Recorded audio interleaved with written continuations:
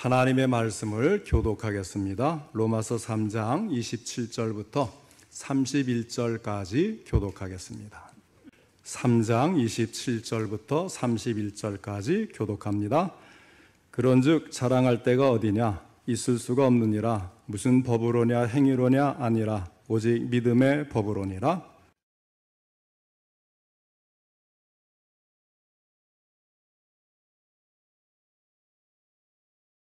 하나님은 다만 유대인의 하나님이시냐? 또한 이방인의 하나님은 아니시냐? 진실로 이방인의 하나님도 되시느니라.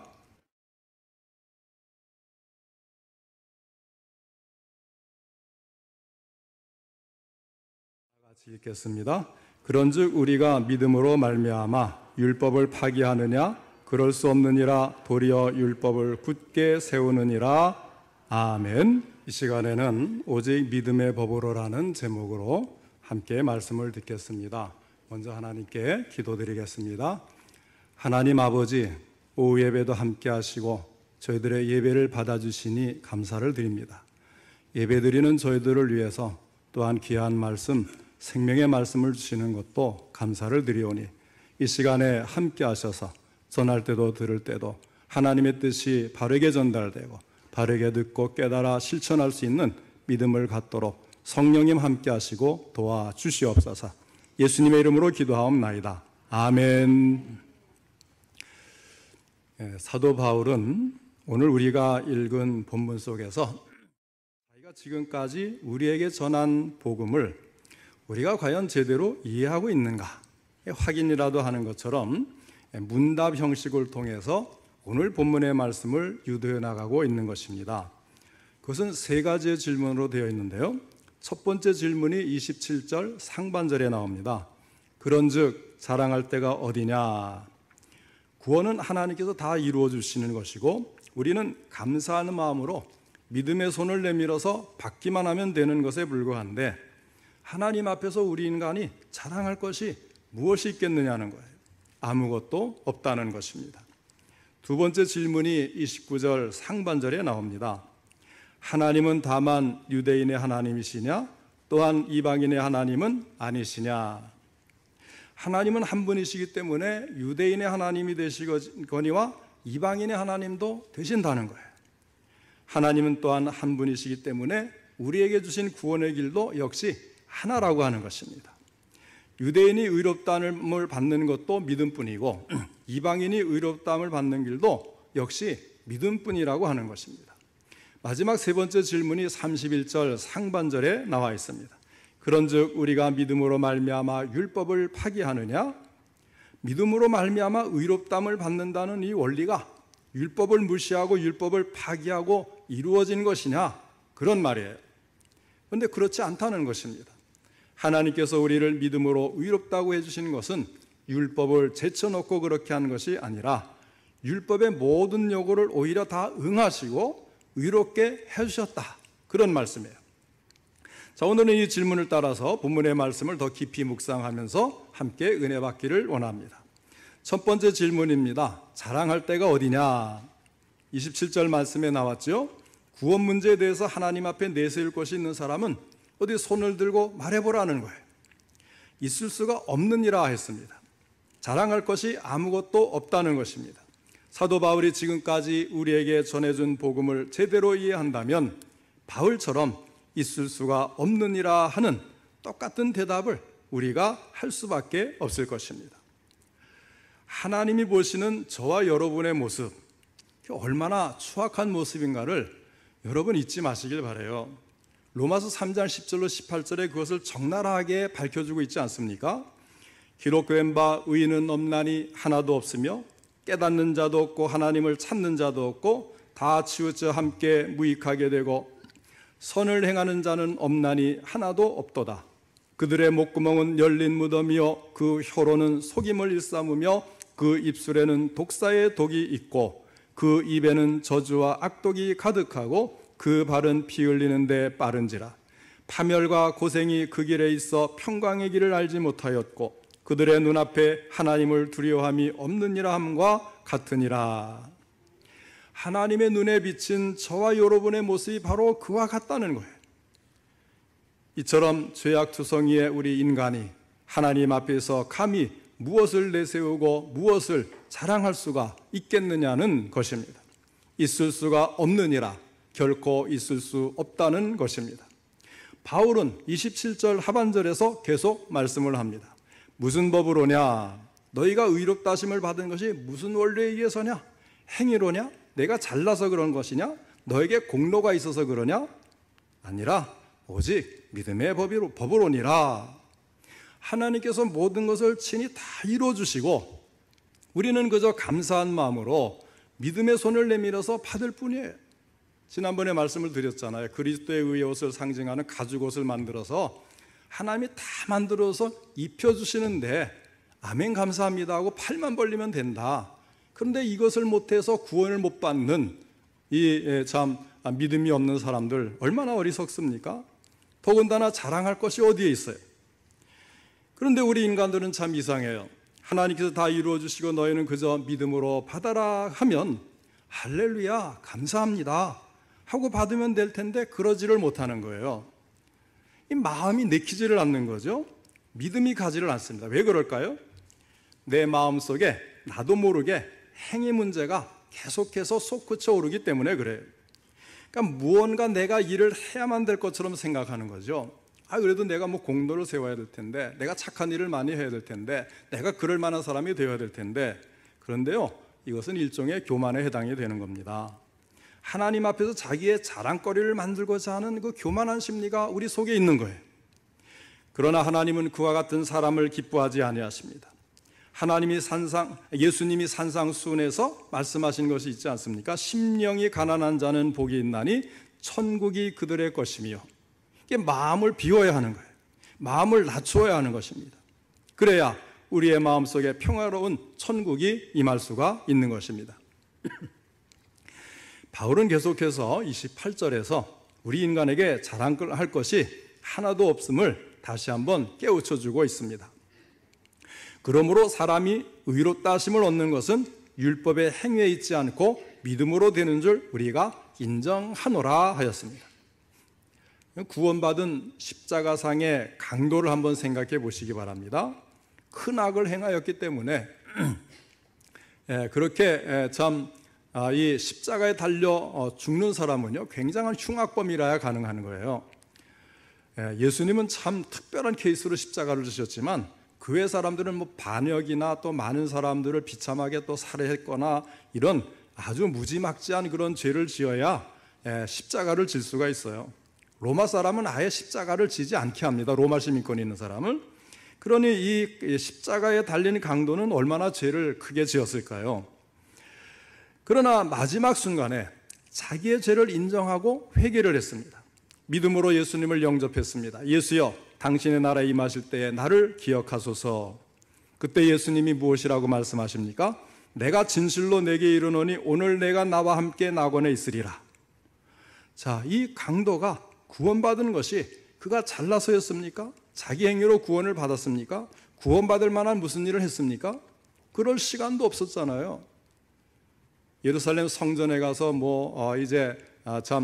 소를 바쳐서 제사를 드린다든지 헌금을 많이 했다든지 교회에 나와서 봉사를 많이 했다든지 그럴 기회조차 없는 사람이었습니다. 자, 오직 한 가지 믿음으로 구원받은 줄 믿으시기 바랍니다. 믿음으로 구원받은 강도가 무엇을 내세우고 무엇을 자랑할 수가 있겠어요? 오직 그에게는 감사, 찬미 이것 말고는 가질 수 있는 게 없는 것입니다. 우리도 마찬가지입니다. 우리 인간 구원의 문제에 관해서 우리가 하나님 앞에 자랑할 것이 하나도 없어요. 우리에게는 그저 감사와 찬미가 있을 뿐입니다. 그럼에도 불구하고 계속해서 자랑하고 싶다면 그러면 우리가 자랑할 거리가 없는 게 아니잖아요. 무엇을 자랑해야 됩니까? 예수님의 십자가만을 자랑하시기를 바랍니다. 예수 그리스도의 보혈을 자랑하시기 바랍니다. 거기에 능력이 있고 우리는 그로 인해서 속죄함을 받았고 이 놀라운 구원을 받아서 자유함을 누리는 하나님의 백성이 되었으니 얼마나 자랑스럽습니까? 우리는 십자가를 자랑하고 예수 그리스도의 보혈을 자랑할 수가 있는 것입니다. 그 다음에 두 번째 질문, 하나님은 다만 유대인의 하나님이시냐 또한 이방인의 하나님은 아니시냐. 자, 여기에 대해서 사도 바울의 답변이 무엇입니까? 진실로 이방인의 하나님도 되시느니라. 유대인들에게 있는 문제가 무엇인가 하면요, 그들은 하나님은 오직 히브리인만의 하나님이라고 생각하는 거예요. 그래서 하나님은 히브리인인 나의 편, 우리 편이다. 하나님은 나의 하나님은 되시지만 너의 하나님은 아니다. 그래서 이방인을 미워하고 멸시한 것이 이 유대인들 아닙니까? 대표적인 예가 구약 성경에 나오는 요나의 이야기예요. 하나님께서 요나에게 너는 니느웨에 가서 말씀을 전파하라 그랬는데 이 요나가 미안해요. 예, 니느웨에 가기가 싫어서 다시스로 도망한 선지자가 돼버렸어요. 예, 그래서 그러면 니느웨에 가기를 왜 싫어했습니까? 자기의 사명이 실패할까 봐 두려웠을까요? 요나는요 참 뛰어난 선지자입니다. 하나님의 말씀에 밝고 사명감 투철하고 정말 목숨을 걸 수 있는 대단한 선지자예요. 그런데 이 요나가 가지 않은 이유는 반대였어요. 성공할까 봐. 하나님이 전하라는 말씀을 니느웨에 가서 전하면 그들이 회개하고 하나님의 구원을 받을까 봐 가기가 싫었던 거예요. 왜? 새로 신흥국으로 일어난 아수르의 수도가 니느웨 아니겠습니까? 아수르에 의해서 많은 사람들이 지금 이 위협을 받고 있는데 그들이 잘 되면 자기 나라가 굉장히 어려워질 수가 있어요. 그러니까 적대시해서 니느웨 사람들은 멸망받고 심판받기를 원하지 그들이 회개하고 돌아오기를 원하지 않는데 이 요나 선지자는 그것을 잘 알고 있었어요. 말씀을 전하면 그들이 분명히 듣고 회개하고 구원받고 살아날 것이다. 그래서 이 니느웨를 싫어했던 그는 가장 먼 곳으로 다시스로 도망을 치려고 했다는 거예요. 그만큼 이 뛰어난 선지자임에도 불구하고 그의 몸에 정말 깊숙이 스며있는 민족주의 또 자만심, 우리 히브리인이 하나님의 백성, 선민의식 너무나 강했기 때문에 그 훌륭한 선지자도 이것을 뛰어넘을 수가 없었던 거예요. 그것을 떨쳐버릴 수가 없었던 거예요. 그러나 성경에 보면 하나님은 그때그때 이방인들에게도 역시 똑같은 은혜를 베풀어 주셨습니다. 예를 들면 이런 거죠. 그는 여리고 출신의 이방 여인이었습니다. 그리스도 예수의 영광스러운 족보에 이름을 올렸습니다. 누굽니까? 기생 라합. 또 한 사람 역시 이방 여인이었는데 모압 사람이었어요.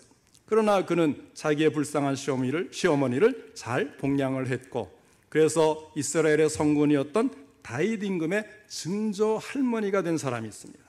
누굽니까? 모압 여인, 이방인 룻이라는 여인의 이야기입니다. 이처럼 하나님은 그때그때 이방인들에게 똑같은 은혜를 베풀어 주셨어요. 그런데 유대인들은 그것을 생각하지 못하고 이방인들을 멸시하고 이방인들을 무조건 미워하는 거예요.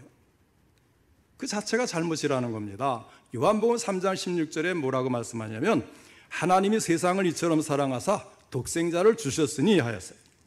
하나님이 유대인만을 이처럼 사랑하사 독생자를 주셨다? 그렇게 말씀하지 않고 세상을 사랑하셨다고 하는 거예요. 세상은 무엇입니까? 지구덩어리를 말하는 것이 아니라 이 지구에 살아가는 모든 인류를 가리키는 거예요.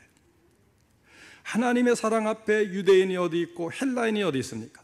하나님은 차별 없이 모든 사람을 사랑하시고 이방인들도 모두 다 구원받기를 원하고 계신 것입니다. 그러면 하나님이 한 분이시라는 사실이 왜 그렇게도 중요한 것일까요? 사도 바울은 30절에서 그 이유를 우리에게 설명을 해주시는데 30절을 우리 다 같이 읽겠습니다.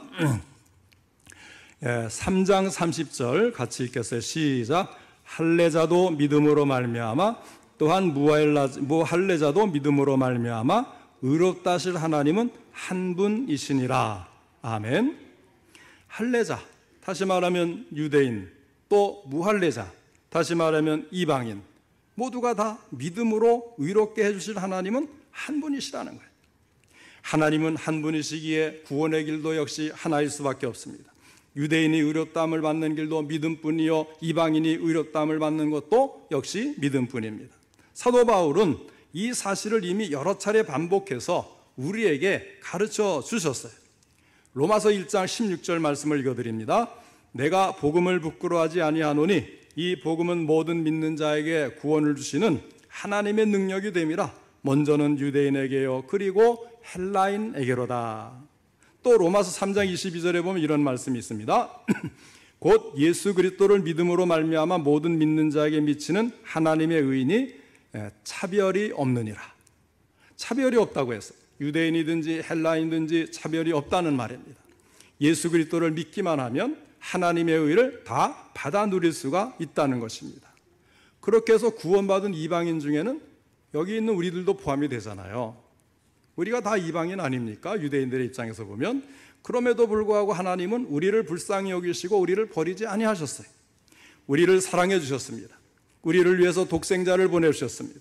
십자가를 지게 하셨고 우리의 모든 죄값을 다 지불하고 우리를 의롭게 해주셨습니다. 죄에서 우리를 자유하게 해주시고 하나님의 자녀로 삼아주시고 우리에게 영원한 기업을 잇도록 해주셨습니다. 하나님은 저의 하나님도 되지만 우리 성도님들의 하나님도 되시고 우리 모두의 하나님이 되셨어요. 자, 이렇게 이방인과 유대인을 차별 없이 사랑하시고 구원하시는 하나님. 그 다음에 세 번째 질문, 그런즉 우리가 믿음으로 말미암아 율법을 파기하느냐 하였습니다. 이것도 31절에 기록되어 있는데 지금까지 사도 바울은 믿음으로 말미암아 의롭다 하심을 받는다는 원리를 계속해서 강조해 왔습니다. 그렇다면 율법이 무시되느냐? 율법이 파기하여진 것이냐? 그렇지 않다는 것입니다. 바울의 대답이 무엇입니까? 그럴 수 없느니라. 1000번 만번 고쳐 생각해도 대답은 노라는 것입니다. 아주 강한 부정이에요. 도리어 율법을 굳게 세우느니라 하였습니다. 하나님이 우리를 의롭게 하신 것은 율법을 파기하고 우리를 의롭게 하신 것이 아니라 도리어 율법을 굳게 세워서 우리를 의롭게 하셨다는 것입니다. 이것은 대단히 중요한 거예요. 어떤 사람은 마치 복음과 율법이 서로 적대관계에 놓여 있는 것처럼 생각을 합니다. 그러나 그것은 잘못된 생각이에요. 우리에게 복음을 주신 분도 하나님이시고 율법을 주신 분도 하나님이세요. 복음도 하나님이 주셨어요. 율법도 하나님이 만들어 주셨어요. 모든 것 다 하나님이 하셨는데 하나님이 하신 복음과 율법이 대치되고 서로 다르게 된다면 그것은 하나님이 자기 부정을 하는 것 아니겠습니까? 그래서 복음은 율법을 파기할 수가 없어요. 도리어 굳게 세워주는 것입니다. 그러면 믿음으로 말미암아 의롭다 하심을 받는다는 이 원리가 어떻게 율법을 굳게 세우는가에 대해서도 생각해 봐야 되지 않겠습니까? 율법은 우리를 정죄합니다. 율법은 법대로 우리를 처형해야 된다고 요구를 해요.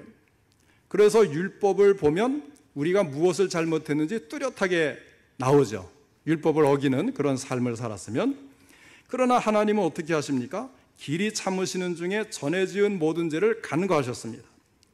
그러면서 때가 되었어요. 때가 찼습니다. 자, 하나님의 때가 되었을 때 그 아들 예수 그리스도를 죄 있는 육신의 모습으로 이 땅에 보내주신 거예요. 죄인 된 나를 정죄하지 아니하시고 자기 아들을 대신 정죄하기 위해서 예수님을 육신으로 인간으로 이 땅에 보내셨습니다. 나를 십자가에 못 박지 아니하시고 자기 아들을 대신 십자가에 못 박게 하셨어요. 그리고 예수 그리스도로 하여금 나의 모든 죄값을 다 지불하도록 하신 것입니다. 그리고 나서 우리의 죄가 믿음으로 예수님을 받아들이면 예수님께로 죄가 전가되어서 예수님이 십자가에서 우리를 대신하여 모든 심판을 대신 받은 거예요. 그래서 나를 의롭게 해주신 것입니다. 여기서 한 번 더 생각해 보시기 바랍니다. 만일 하나님이 예수 그리스도를 십자가에 못 박지 아니하고 예수 그리스도의 피 흘림이 없이 모든 죄를 다 용서해 주신다면 어떻게 될까요? 율법이 정말로 파기하여지는 겁니다. 율법이 완전히 무시되는 거예요. 그런데 하나님은 율법을 무시하거나 파기하지 아니하시고 그 율법의 요구를 누구를 통해서 응답을 하십니까? 다 이루게 하십니까? 예수님이 내 대신에 십자가에 달리셔서 고통과 모멸과 죽음을 당하면서 그 모든 율법의 요구를 예수님은 삶을 통해서 완전한 행위를 하셨을 뿐만 아니라 우리를 위해서도 대신에 십자가에서 율법으로 받아야 될 우리의 형벌을 예수님이 대신 받으시면서 다 이루신 거예요. 죄인된 우리 대신에 그 아들을 십자가에 못 박고 율법의 모든 요구를 다 응해 주셨습니다. 율법이 요구한 것은 범죄한 인간인데 하나님은 인간 대신에 자기 아들을 내어 주셨어요. 이것을 보고 율법이 얼마나 탄복을 했겠습니까? 너무나도 놀란 나머지 입을 벌리고 다물지 못했을 거예요. 율법만 놀랐겠습니까? 하늘의 천군 천사들까지도 우리 인간들을 향한 하나님의 사랑을 보고서 너무나도 경탄한 나머지 고개를 숙일 수밖에 없을 것이에요. 어떻게 자기 아들을 인간으로 보내셔서 우리가 이루어야 될 그 율법의 요구를 아들이 다 이루게 하시는 이 기막힌 방법, 이것을 사용하시는 하나님께 감탄과 찬양을 올리지 않을 수가 없는 것입니다. 하나님은 이렇게 우리를 의롭게 해주셨습니다. 그런즉 우리가 믿음으로 말미암아 율법을 파기하느냐? 아닙니다. 천만의 말씀입니다. 그럴 수 없느니라 도리어 율법을 굳게 세우느니라. 그 율법을 세우기 위해서 아들을 주셨잖아요. 하나님이 우리를 의롭게 해주신 것은 율법을 파기하고 그렇게 하신 것이 아니라 율법의 모든 요구를 다 응하시고 율법의 체면을 최고로 세워주시고 우리를 의롭게 해주셨다는 이 사실 잊지 마시기를 바랍니다. 사랑하는 성도 여러분, 우리가 의롭다함을 받게 된 것은 결코 우리의 공로가 아니라 전적으로 하나님의 은혜인 것을 기억하시고 언제나 겸손하게 자신을 낮추면서 살아갈 수 있기를 바랍니다. 그리고 우리 모두가 십자가에 달리신 우리 예수님을 사랑하는 마음으로 예수님의 십자가를 든든히 붙들기를 원합니다. 우리를 위해서 흘리신 보혈로 우리의 모든 죄를 깨끗하게 씻어주셨음을 굳게 믿고 구원의 확신을 가지고 마음의 평화와 담대함을 누릴 수 있기를 바랍니다. 그리고 우리의 마음속에 사랑의 마음, 겸손의 마음, 온유의 마음, 그리스도의 마음이 충만할 수 있기를 주님의 이름으로 축원합니다.